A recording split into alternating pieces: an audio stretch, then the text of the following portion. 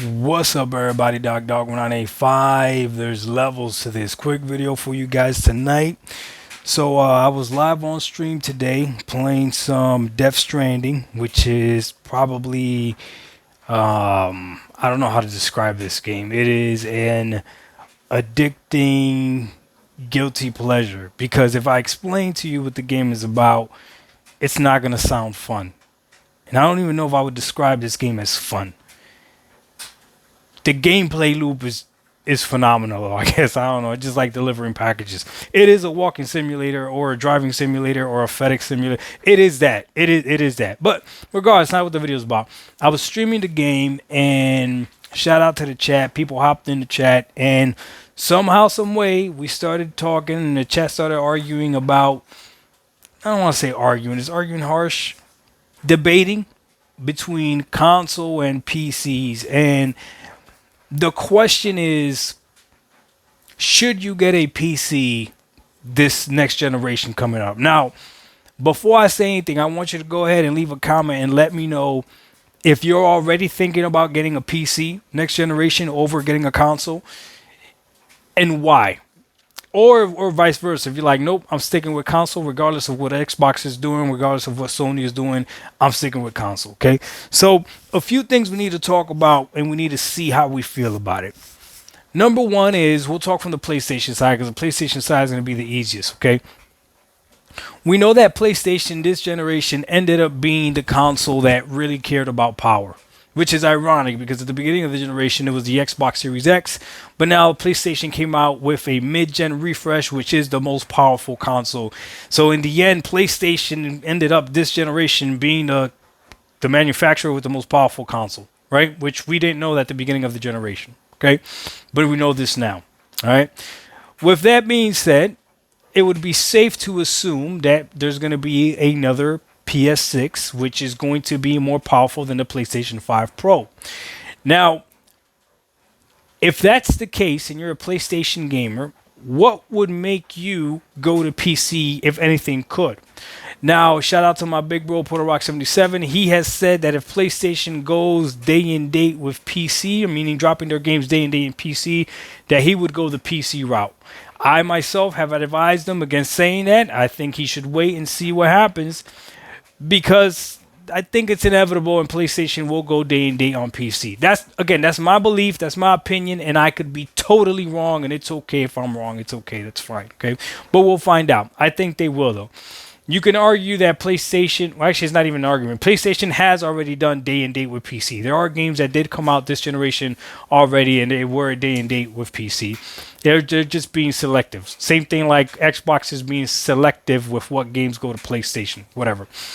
So what would be the reason if you're a PlayStation gamer that you would go ahead and move on to PC? Would games day and date be enough? Some PlayStation gamers, if this is you, have already moved now knowing that all games are going to PC eventually. Is that enough? Knowing that games are going to go eventually to PC, is that enough for you to move over there? Okay.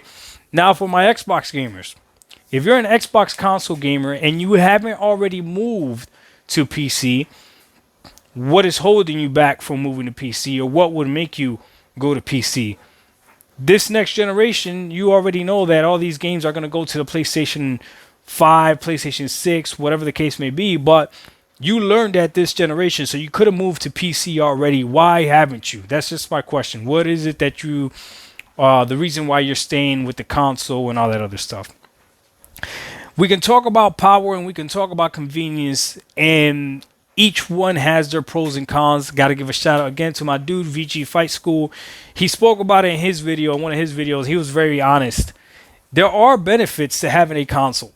There are tangible benefits to having a console over a PC. There are tangible benefits to having a PC over a console. The difference is, from your perspective, from your eyes, what do you value more? What are the pros of the PC, so much so that they outweigh the pros of the console? And that is something that I got to give a shout out to Cowboy from And Now Your Mama Knows. Go check out his channel that he said in the chat. It's up to you to decide. He might not want the most powerful piece of hardware. That might not be as better to him than something being as simple as turning on a console, right? Now, I know the PC gamers are going to come in here and say that it's not difficult to game on PC and it's not that much more difficult, and that PC gamers exaggerate this, and that. I said in the chat, I'll say it again, okay? In April, I'll have this PC for 1 year. And yes, you could go ahead and blame it on the fact that it's a Walmart PC. That's perfectly fine. You're not hurting my feelings, okay? You could buy a Walmart PC or you could buy a console from Walmart, okay? The results are going to be this, okay? I have had more issues on my PC than I have had on console, period. I could think of maybe... Actually, I can't think of any game that has crashed on me on console. I can't think. Off the top of my head, I can't. On PC, I can think of at least 3. Now, if there's a PC gamer out there that's telling me they have the perfect PC and that their PC has never crashed, that's on them. Okay, that's perfect. That's fine. But I'm telling you right now, on console, it just works. It just works. So this next generation, I would hold off. If you haven't got a PC yet, I would hold off and see what is Xbox going to be doing. Are they going to be doing what people are speculating with the fact that it's going to be other manufacturers making PC-like consoles or PC-like hardware with just the Xbox UI, and then that way you could pick the best one for you? Is Xbox going to actually make a traditional console? Who knows? Or maybe the PS6 might be the best route for you. If you are a console gamer and that's what you want, next generation Xbox might force you to be more of a PC gamer. And if they do that, are you okay with that? That's why I would say just wait and see what it is that they're going to be doing. If they do decide that they're going to just be making essentially PCs that are branded as Xboxes, then I would say look at all your options. Look at all your options of getting a pre-build from a different company. If you want to get a Walmart pre-build, it's your money. Do what you want to do with it, right? I did it. Would I recommend it? Not 8 gigabytes of VRAM. Definitely not 8 gigabytes of VRAM. But regardless, do whatever it is that you want to do once you have that information.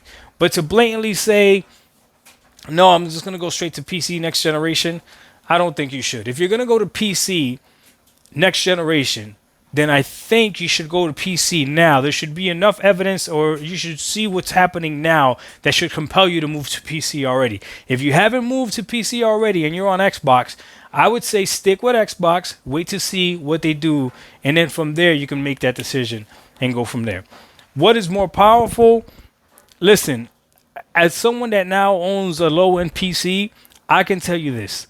I appreciate both consoles, both the PS5 and the Xbox, more than I ever have. I appreciate them so much because I can see my PC almost costs double what the Xbox Series X costs. And I can tell you this much. The Xbox Series X runs games extremely well. Not better than my PC. Not most of them not better than my PC, because a lot of these games are going to be locked to 60 and some even locked to 30.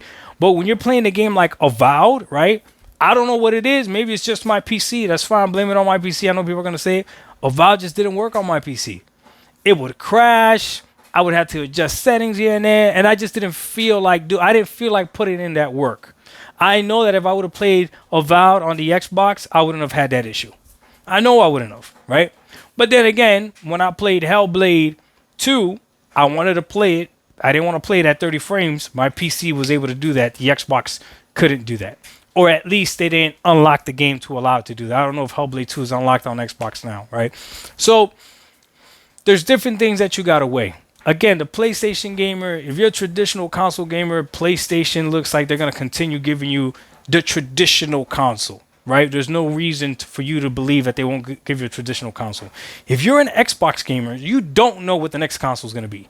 You have no idea. And then the fact that now they're saying that they're going to integrate Steam into it, that might be another reason to go PC right now. If you haven't gone PC right now, like I said, though, go ahead and wait. And then I guess this would be the last question. I guess this video is all about questions. If you're someone like me that moved this generation from Xbox to PC, because essentially Xbox allows you to do it seamlessly, what would it take for you to go back to an Xbox console if they do make another console? What would it take? I'm not convinced that for me that I would have to stay PC. But the argument to go back to console for me is going to be very difficult because whatever price this next console is, I'm going to look at and be like, can I take that money and instead upgrade my PC and get a better experience? That's the difference. The whole power versus performance versus whatever, that really is, again, like Cowboy said, that is really in the eye of the beholder. I gave the example today during my stream that my PC can play Death Stranding way above 60 frames. However, I chose to lock it to 60 because I preferred to run the game while my PC is quiet. I preferred to do that, right? If you got a console, your console is going to be running quiet. Now, I talked myself into that argument that PC essentially is still better because I could do that with the PC. So the PC, if I wanted to be as quiet as a console, I could do that. And if I wanted to be as powerful as a PC and have all the fans running, getting all the frames, I could do that as well. But again, that's just me. I'm just curious about you. Are you going to go PC next generation or are you going to stick with the console? Doc Dog 1985, there's levels to this. We out. Peace.